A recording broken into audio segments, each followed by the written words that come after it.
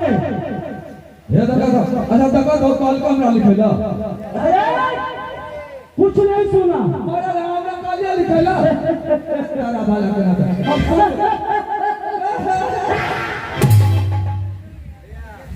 चलो ये बसा मेरे बंद बेटी वैसे बोल चलो पढ़ागा वाला श्री रामा लिखो बीच में लिखो सरधामा अगल बगल सरनामा लिखो अच्छा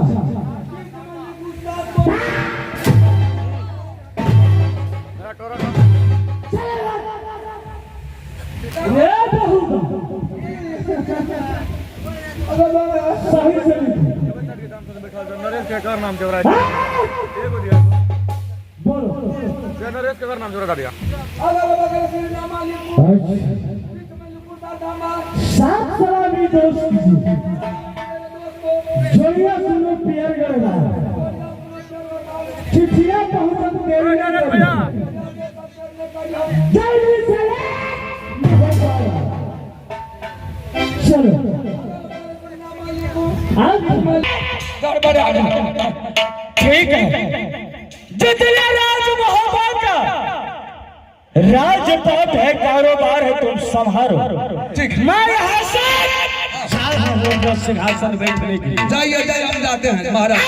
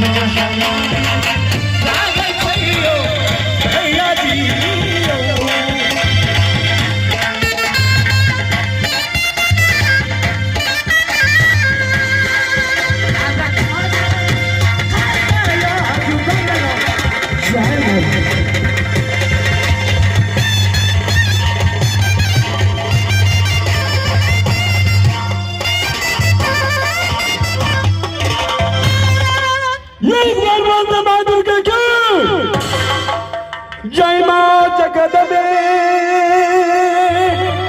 सदा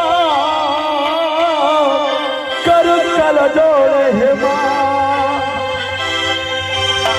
आभर हुए सवानया के सबको है परिवार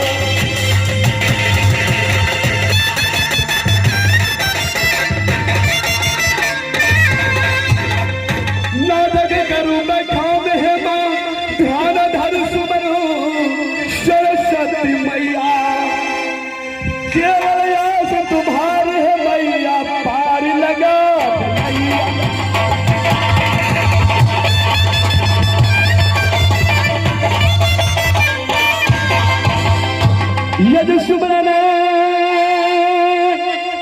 कर लो सिर गंगा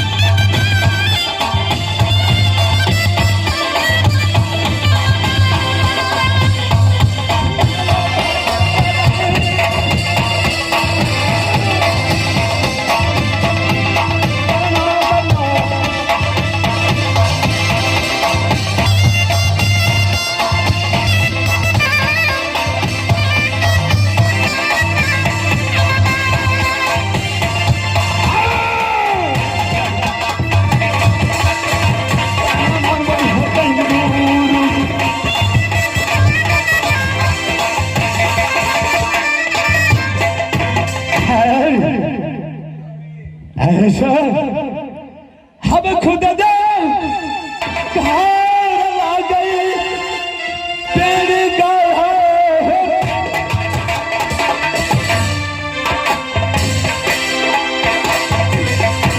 खुद दे घर हो दिल बहनगा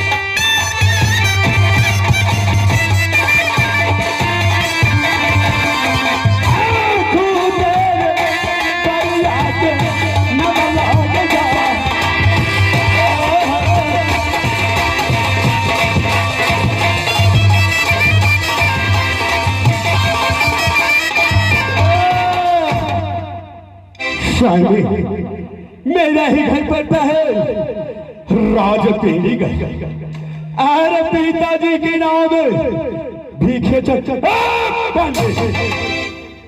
है मेरा ही नाम पड़ता है देवनंदन जैसे ही सिंहासन में आंख खुलते ही मेरे दोस्त राज महावागर हवाले का पत्र ही आ गया कोई बात नहीं मैं तब तक ये अपने सिंहासन में चलकर आराम करता हर आने वाला हो तब से मुझसे मिल सकता है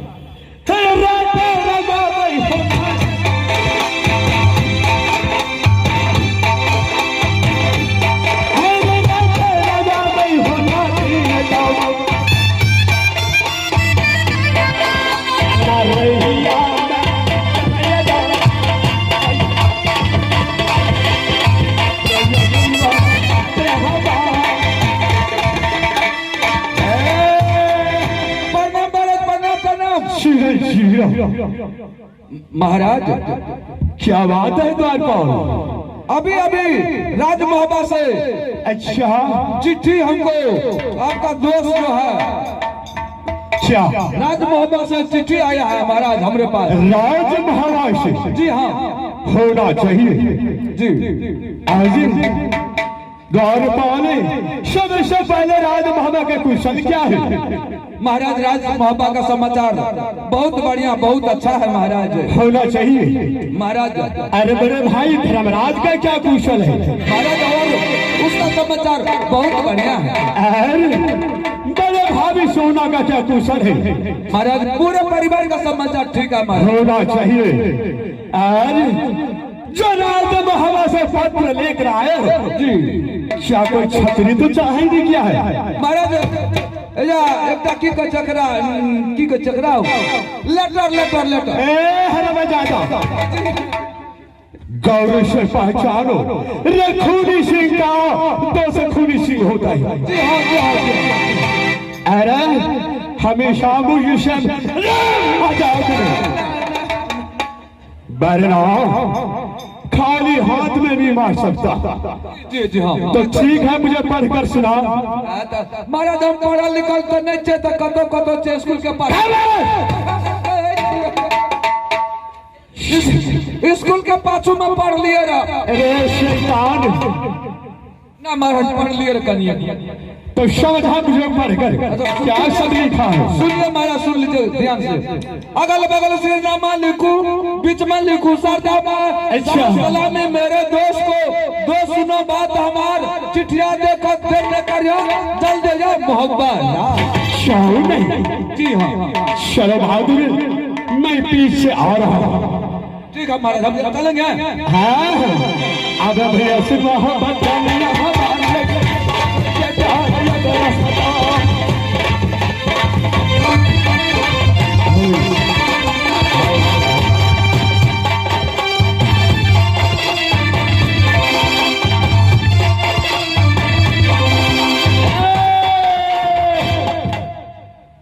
ए मास्टर साहब द्वारपाल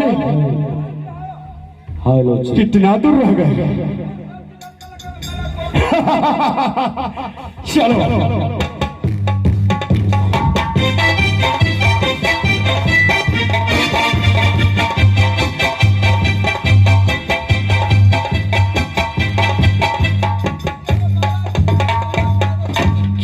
खबर कर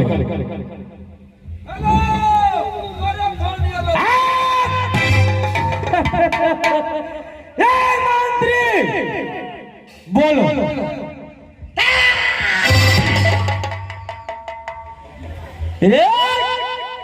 कहाँ है मेरा दोस्त? कहाँ? चलो इधर। क्या हुआ था?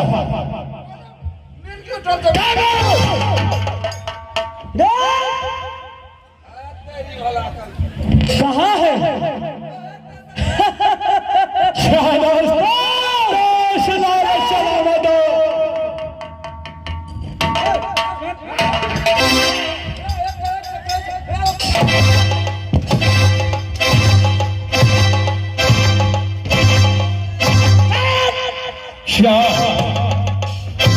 ठहरो दोस्त। हरामजादर, क्या हम लोग कलौरी है रे? हिंद बजता हूँ।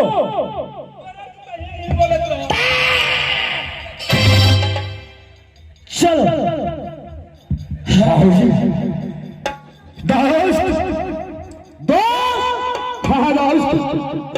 सबसे पहले क्या कुशल समाचार है गीला पेड़ी का?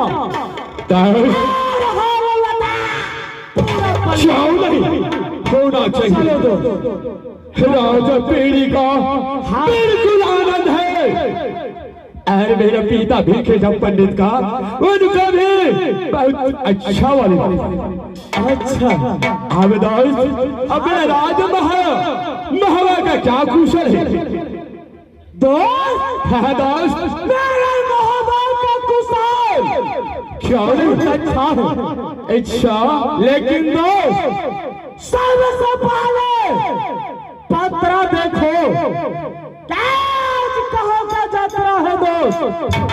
दोस्त, हाँ दोस्त, ये बात सच है कि जब भी दोस्त के दरवाजे आते हैं कहता दोस्त पत्रा देख दे।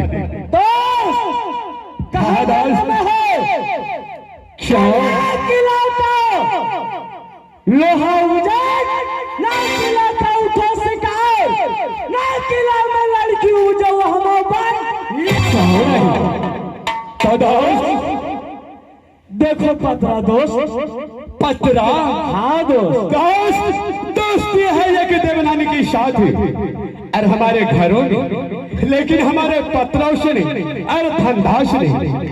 अच्छा इसलिए ये बाभन की बच्चा है। अच्छा, जब भी चलता है तो सच्चा होकर चलता है। अब पत्रा देखना चाहता है, अरे पत्रा का कुशल सुनना चाहता है, तो ये भरे हुए सभा में सबसे पहले पत्रा का शगुन 100 रुपया होता है। अच्छा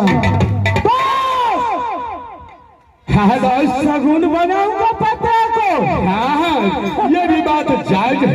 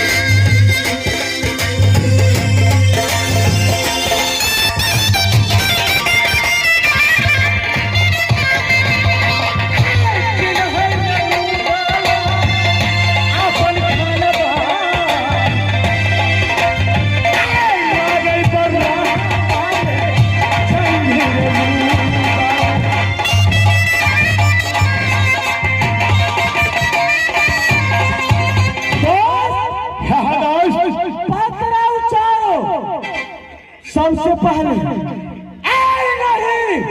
एक भी किला पेढ़ी को मैं नहीं छोड़ूंगा। क्या दोस्त, चलो। अरे मोबाइल से भेज दबा। अरे मोबाइल से मुझे उठाना नहीं आता है। मोबाइल से कैसे तुम भेज सकते हो?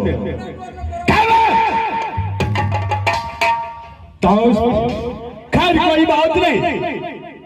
देखो आपका पैसे 100 रुपया नहीं है, आपका द्वारपाल ने दान किया है, इसलिए दोस्त जब से चलते हैं जंगली रुदल का राज महोबा में, कोई माई का लाल छतरिया अभी तक मेरे तेगा को रोकने का तो ध्यान से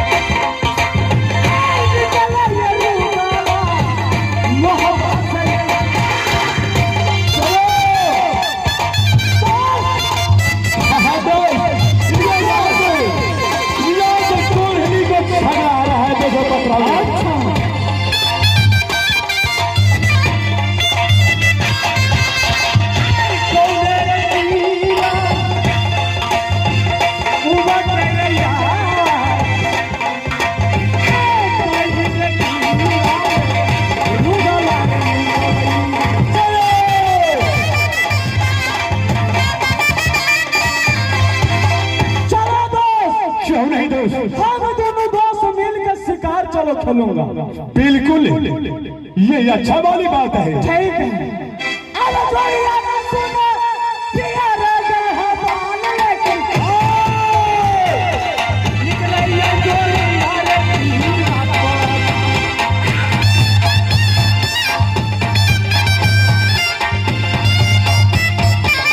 चलो दोस्तों,